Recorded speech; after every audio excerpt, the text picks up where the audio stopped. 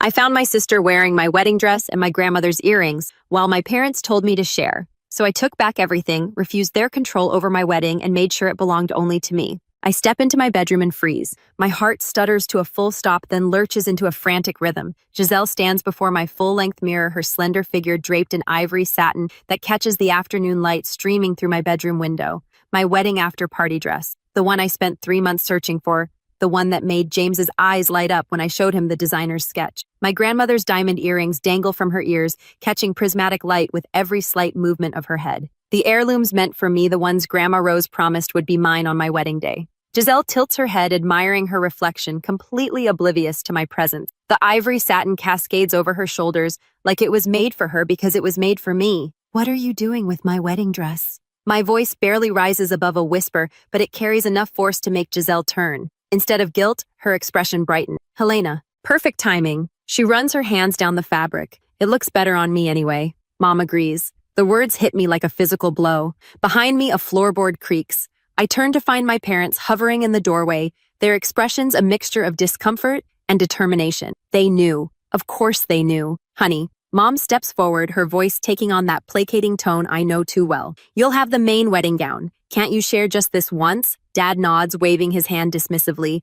"Your sister has always looked stunning in white." Their words unlock a flood of memories. Giselle borrowing my designer shoes for a date, returning them scuffed beyond repair. My vintage purse coming back with makeup stains embedded in the leather. The cashmere sweater I saved 3 paychecks to buy stretched beyond recognition after her weekend trip. Family comes first. I told myself each time, swallowing my objections, burying my resentment. Last winter flashes before me. The outfit I'd carefully styled for Senator Graham's daughter, the client who could have launched my styling career into the stratosphere. Giselle borrowing the ensemble for just an hour before I delivered it. The red wine stain spreading across the custom jacket like a wound. "This is strike one," my boss had warned, eyes cold with professional disappointment. When I confronted my parents, their response was swift. "Accidents happen. She's your sister." I stand straighter now, shoulders pulling back. Something inside me shifts like tectonic plates realigning after years of pressure. Not this time. The words come out clear and steady. "Take it off." Silence fills the room, thick enough to choke on. Giselle's lips part in shock, her eyes widening with the unfamiliar sensation of being denied.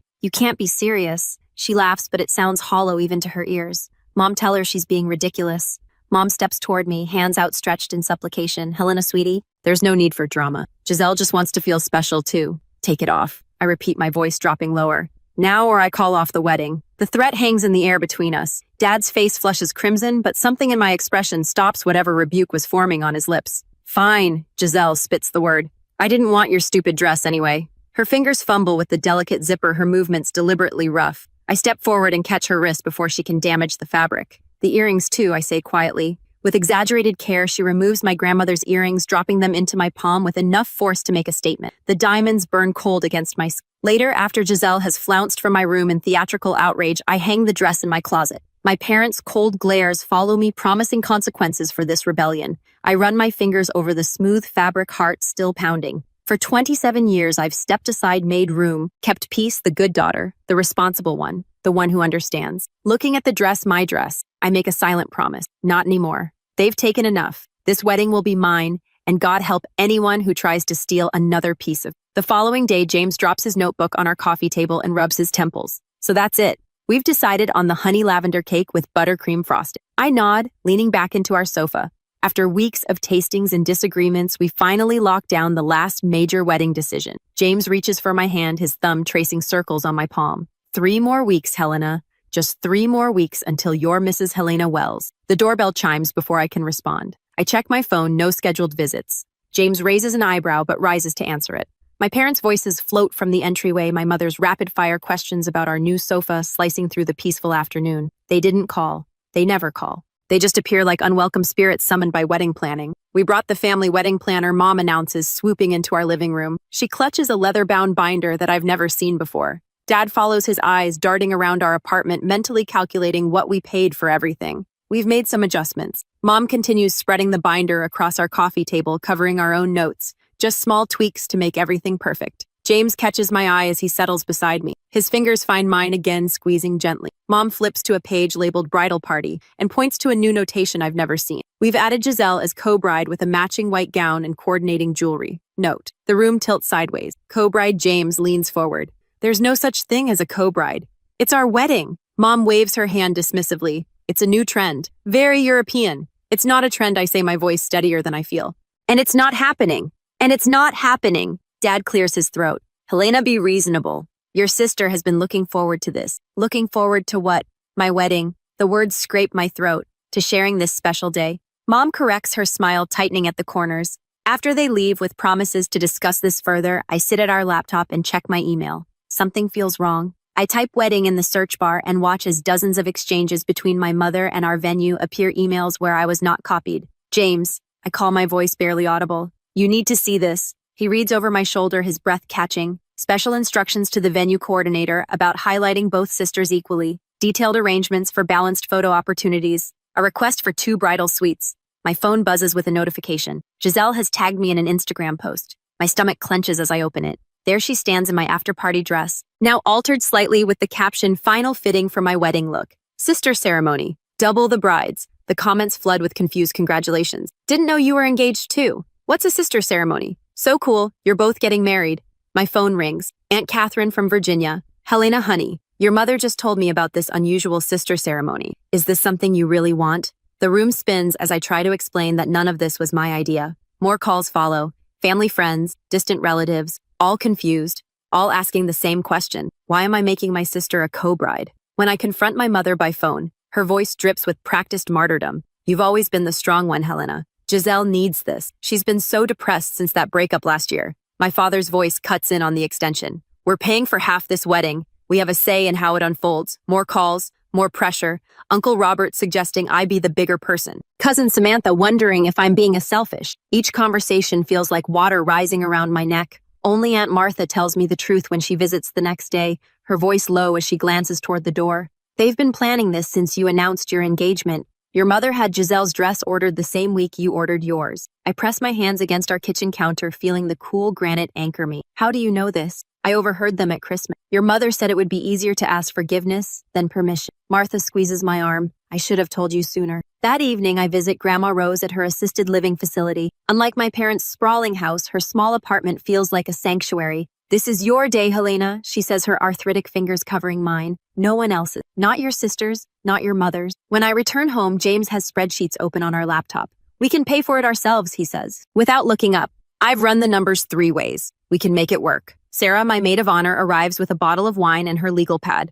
I'm documenting everything she announces, flipping to a detailed timeline of every boundary violation in case things get ugly. My phone rings again, my boss this time. I almost let it go to voicemail, but something makes me answer. Helena, he says, his voice uncharacteristically gentle. One of our clients mentioned your double wedding. Want to tell me what's happening? I explain in halting sentences, expecting professional concern about how this might affect our business relationships. Instead, he surprises me. Your sister cost us that Senator Graham campaign, he says flatly. Don't let her cost you your wedding too. That night, my parents deliver their ultimatum via text. Include Giselle as co-bride or lose their financial support.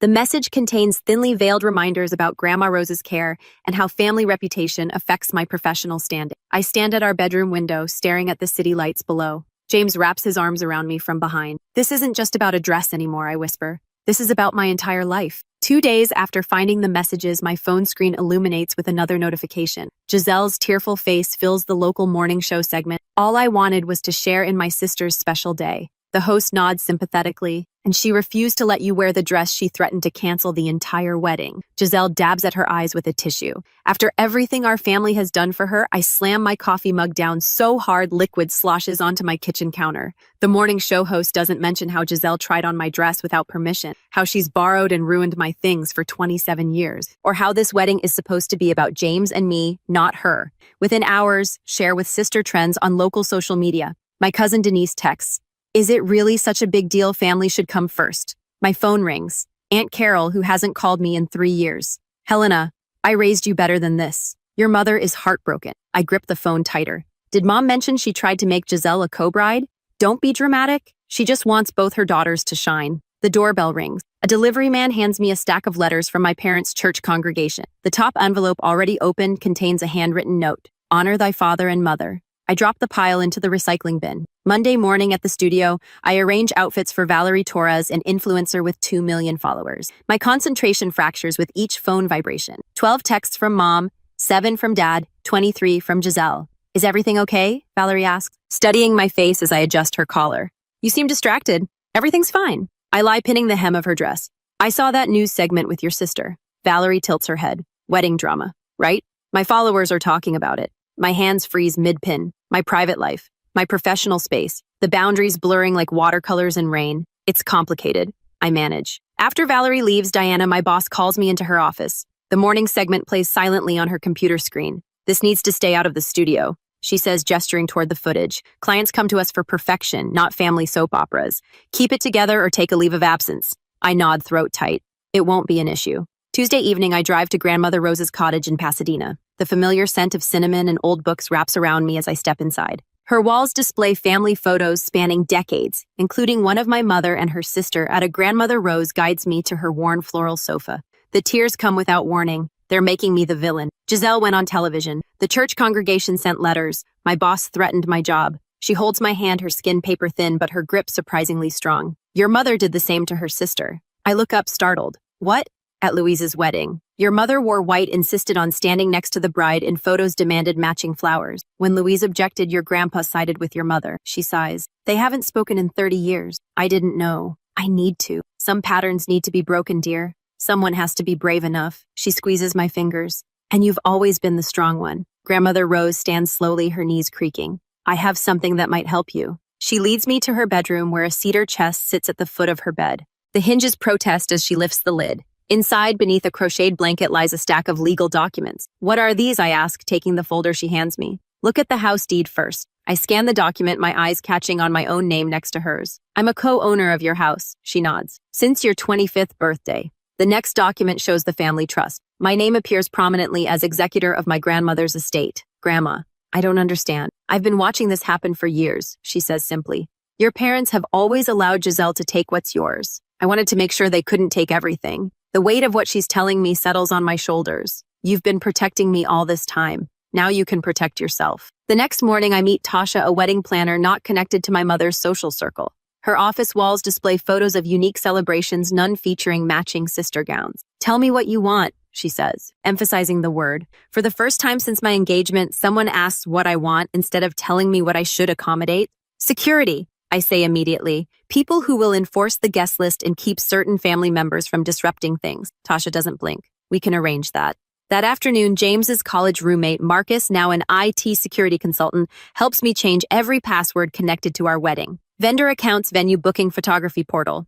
Your family won't be able to make unauthorized changes, he promises, typing rapidly. I've added 2-factor authentication to everything. I call the venue directly, speaking with the manager instead of the coordinator my mother befriended. I'm the bride, the only bride. I clarify. Any changes must come directly from me or my fiancé, no exceptions. Understood, Miss Carter. We'll update our files immediately. The satisfaction of reclaiming my wedding spreads through me like warmth after winter. I transfer funds from my savings account to cover my parents' portion of the cost. The confirmation email arrives with a finality that feels like freedom. That night, I sleep in our apartment with my phone turned off. No text demanding explanations, no calls filled with guilt, no social media notifications about family loyalty. James finds me on the balcony the next morning watching the sunrise with a cup of coffee. You look different, he says, joining me. I feel different. For the first time in weeks, my shoulders don't carry the familiar tension. The knot in my stomach has loosened. I've spent my life trying to keep peace by giving pieces of myself away. Now I'm gathering those pieces back, one boundary at a time. Some might call it selfish, I call it survival. Later that week, after I thoroughly checked every part of the plan, I met my family for dinner. It's time to begin. You were right, I tell my mother, watching her shoulders relax as she serves another helping of pot roast. Family should come first. The dining room falls into stunned silence. Dad's fork pauses halfway to his mouth. Giselle, sitting across from me, narrows her eyes in suspicion before a slow smile spreads across her face. I knew you'd come around, Mom's, patting my... The diamond on her wedding band catches the light, reminding me of Grandma Rose's earring. We all want your wedding to be perfect. For everyone, Dad adds, pointedly reaching for his wine glass. I nod, swallowing the bitter taste in my mouth. Actually, I was thinking Giselle might want to try on the after-party dress one more time for proper measurement. Giselle nearly knocks over her water glass. Really, really. I confirm, pulling my phone from my purse. Maybe we could take some photos for the memory book. Later, as Giselle twirls in my bedroom, I snap photo after photo. The ivory satin flows around her ankles as she poses dramatically beside my dressing table. Mom hovers nearby, her smile triumphant. The earrings dangle from Giselle's ears, catching prismatic light with each movement. These photos will be treasured forever, Mom says, squeezing my arm. I smile, clicking one final shot. Yes, they will.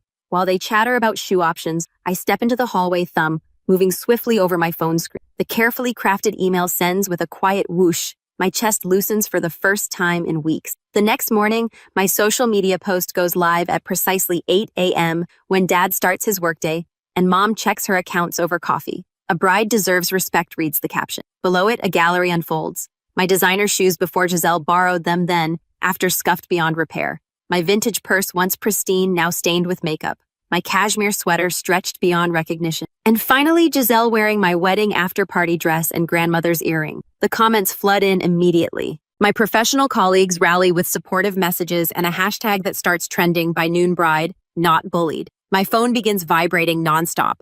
I silence it, sliding it into my desk drawer at work. My boss passes by, glancing at my computer screen, where the post continues gathering momentum. About time, she says simply, and walks away. By lunch, 3 wedding vendors have publicly confirmed they will only take instructions from the actual bride, Helena Carter. My mother has called 17 times. I send each call to voicemail. What are you doing? James asks when I arrive at the bank that afternoon. His voice holds no judgment, only curiosity. Reclaiming what's mine, I answer, squeezing his hand before approaching the bank manager's desk. I spread the documentation across the polished surface. Receipt copies, transfer records, email confirmations, evidence of every dollar I contributed to our wedding fund, which my parents conveniently control. These payments were made under false pretenses, I explain calmly. I'd like them refunded to this account instead. The manager reviews the paperwork, nodding slowly. Everything appears in order, Miss Carter. James watches in quiet amazement as the manager processes the transfers. 20 minutes later, we walk out with financial leverage eliminated. My parents can no longer threaten to withhold funds they no longer control.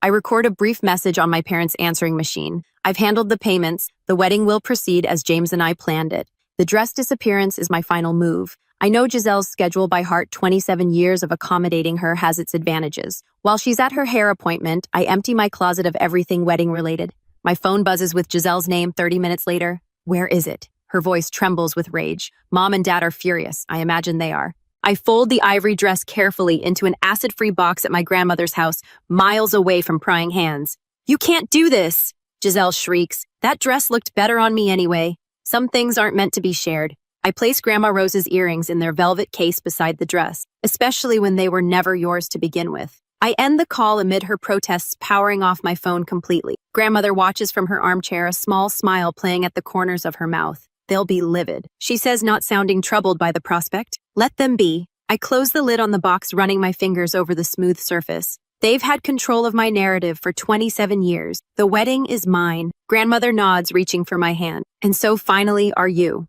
On the wedding day, I arrive at the venue 3 hours before the ceremony to find chaos already brewing. Through the glass doors, I spot Mom gesturing dramatically to the venue coordinator while Dad waves what looks like our contract in the air. Giselle stands slightly behind them, draped in a white dress, suspiciously similar to my wedding gown. We had an understanding about the sister ceremony. Mom insists, her voice carrying across the marble foyer. It's a family tradition. The venue coordinator looks baffled. Ma'am, there's nothing in our paperwork about 2 brides. It's a verbal agreement, Dad blusters. We could pursue legal action for breach of contract. I grip James's hand tighter as we watch through the window. His college roommates, our impromptu security team, stand at strategic points around the entrance, looking both professional and immovable in their suits. Ready, James asks, squeezing my fingers. I nod, more than ever. When we enter, Mom's face pales. Giselle's mouth forms a perfect O of surprise. They didn't expect me for another hour, plenty of time to rearrange my wedding. Miss Carter. The coordinator rushes over, relief washing across her face. Perhaps you can clarify, there is no sister ceremony. I say loud enough for the small crowd of workers to hear. My parents and sister are confused. I turn to Marcus, James's former linebacker friend, now working security. Please ensure they stay in the designated family area until the ceremony. They're not authorized to make changes to any arrangements. Dad's face flushes crimson. You can't. I can. I interrupt, my voice steady, and I am. 2 hours later, I stand in the bridal suite with Grandma Rose adjusting my veil. My wedding gown, the main one, not the reception dress, Giselle tried to claim, cascades around me in waves of delicate lace. You look magnificent. Grandma says, her fingers trembling slightly as she secures the veil with a vintage pearl pin. Strong.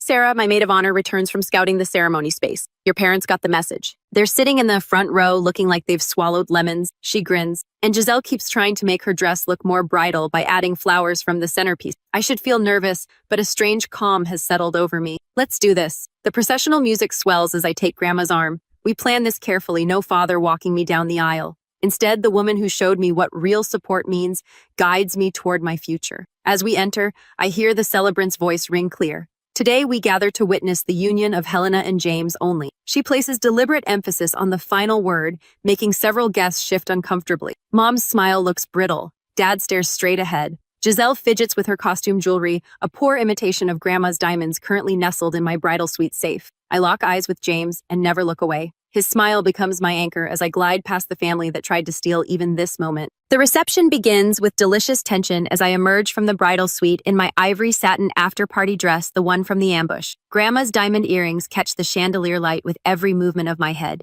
The symmetry feels perfect. You reclaimed it, Grandma whispers, adjusting one ear. Everything, I confirm. Giselle sits at the family table, her expression fluctuating between outrage and calculation. Mom's anger shows in her white-knuckled grip on her champagne glass. The photographer captures it all, immortalizing their displeasure alongside my joy. When it's time for toasts, I rise first. To those who truly support us and respect our boundary, I say, raising my glass toward Grandma, then James, then Sarah. Notably absent from my gesture, the front family table. The party flows perfectly until I spot Giselle sidling toward the DJ booth. Mom follows close behind, whispering urgently to the wedding planner, who shakes her head firmly. Special sister toast, I hear Mom insist. It's traditional. Before Giselle can grab the microphone, James's best man intercepts her with practiced ease. The bride's playlist is quite specific, he says pleasantly, steering her away. I cross the dance floor, stopping directly in front of my sister. Not today, I tell her quietly. Not ever again. Her eyes widen. For once, she seems to understand I mean it. 20 minutes later, Dad corners me near the cake table.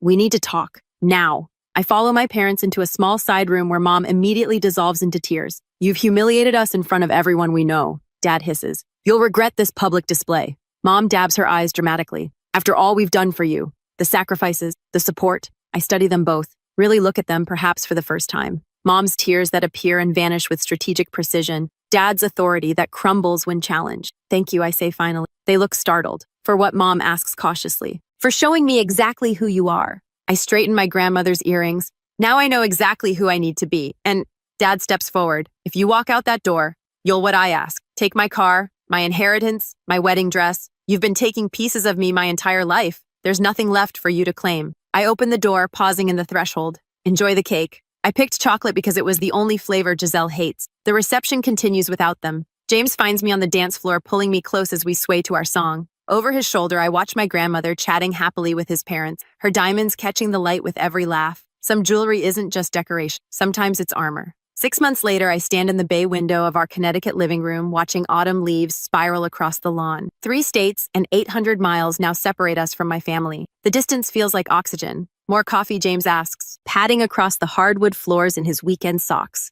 Please. I accept the mug, inhaling the rich aroma. I was just thinking how quiet it is. No unexpected visits, no drama, no one borrowing my things. James settles beside me on the window seat. Your mother called again yesterday. I know. I curl my fingers around the warm ceramic. I'll call back next week, on my terms, with my boundaries in place. And if they push back, I shrug. Then the conversation ends. They're learning I mean what I say now. James kisses my temple. I'm proud of you. I can breathe here, I whisper. The simple truth of it still astonished. Grandmother's silver Buick pulls into our driveway later that afternoon. Her move to the senior living community 10 minutes from our house was the best decision we made after the wedding. She settles at our kitchen table while I prepare tea. Her arthritis has worsened, but her eyes remain sharp as ever. I finalized everything with she says, sliding a folder across the table. You're the executor now and the primary beneficiary. The papers blur beneath my suddenly damp eyes. Grandma, you don't have to. You were the only one who saw them for what they were. Her weathered hand covers mine. This family has a pattern. Look, she opens a photo album I've never seen before. Pictures of my mother as a child, always stepping aside for her sister. My grandmother, young and resigned, surrendering her dreams to her brother's demands. 4 generations of doormats, she says with surprising frankness. Until you. 2 weeks later, I stand in my new styling studio downtown, arranging the magazine that features my wedding day look on the reception counter. My phone buzzes with a new client booking a television actress whose Instagram post about my boundary-setting bride style has brought an influx of business. What would make this moment perfect is knowing Giselle saw the latest issue of Style Quarterly, where her favorite influencer wears my signature accessory collection. I feel a satisfied smile spread across my face as I arrange the display, creating, not accommodating, building, not surrendering. The package arrives on a Tuesday. No return address, but I recognize my mother's handwriting. Inside lies my childhood diary, its purple cover faded.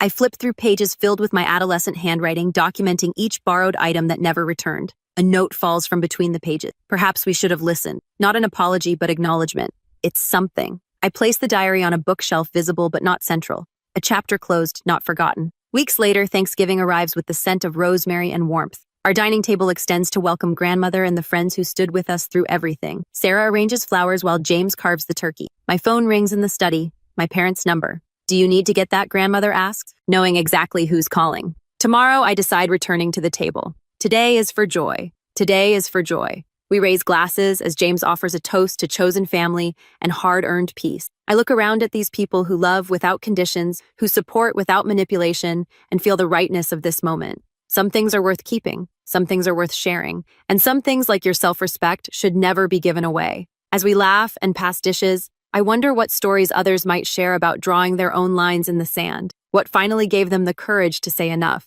Perhaps their journeys echo mine. The phone stops ringing. Tomorrow is soon enough.